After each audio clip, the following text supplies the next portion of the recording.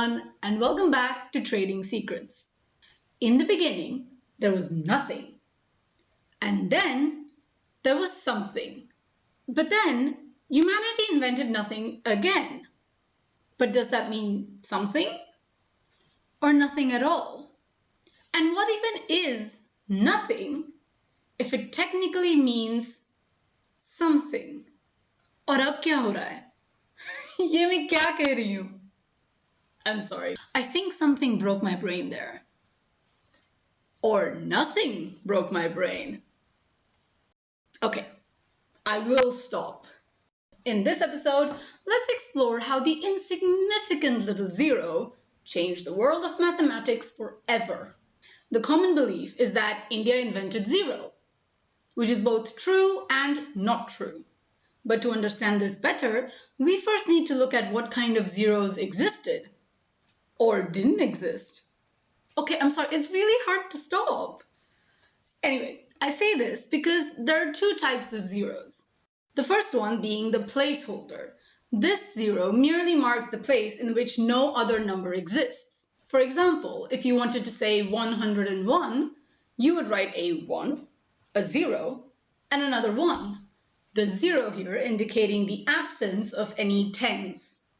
This type of placeholder took various forms across different cultures, like the Babylonian use of this symbol, or the Egyptian hieroglyph of Nafra, or just a blank space in Chinese mathematics. This type of notation was useful primarily in the domain of trade and administration. Some Greeks, notably Ptolemy, used a zero-like circle or a small omicron.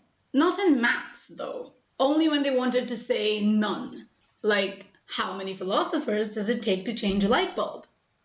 None, because there were no light bulbs. Okay, new year, new me. The second one is the mathematical one. In the Greco-Roman world, where mathematics was largely geometry-based, the concept of nothing couldn't and didn't exist. So they didn't need a zero in their calculations or their numbers. The Mayans, meanwhile, applied a spiral-like symbol to indicate a zero, which they used in the calculation of their calendars and some basic mathematics. But it's a bit confusing for me, from the other side of the globe. And it didn't directly influence the zero as we know today, so I won't be going into too much details. The Indian zero, seen in early scripts as a dot, was not only used as a placeholder in early scripts and administration, but also as a mathematical concept in Indian arithmetics. Seen as early as the 3rd century CE in the Bakshali manuscript, this is the earliest archaeological evidence of a recorded zero we can find. This manuscript contains calculations like long multiplications and a clear understanding of zero as a functioning number. It has been said that one of the reasons zero could be incorporated into Indian arithmetics is because of the focus of indigenous Indian philosophies on the concept of shunyata or nothingness. Abrahamical religions around the same time believed more in the concept of infinity and beyond, so they couldn't fully grasp the idea of there being nothing. Brahmagupta in the 6th century CE laid down the rules for the functioning of a zero or shunya in Indian mathematics, also known as Shunya Ganita. Okay, and this is how it goes. Zero is neither positive nor negative, but forms the boundary line between the two kinds, being the sum of two equal but opposite quantities. He stated that a number, whether positive or negative, remained unchanged when zero is added to or subtracted from it. In multiplication with zero, the product is zero. A zero divided by zero or by any other number becomes zero. Likewise, the square and square root of zero is zero.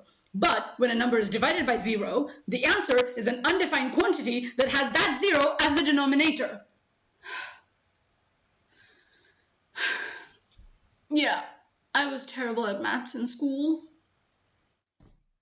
The symbol of zero changed quickly from a dot to a circle in the 7th, 8th century CE. The circle basically encompasses an empty space, a void. Arab traders quickly adopted the Indian numeral system along with its digits. The zero made trade calculations quicker and easier, which was super handy during the Islamic Golden Age. This new system of calculation really helped the Arab world become the powerhouse of the medieval ages like it did. This led Musa al-Khwarizmi to develop algebra.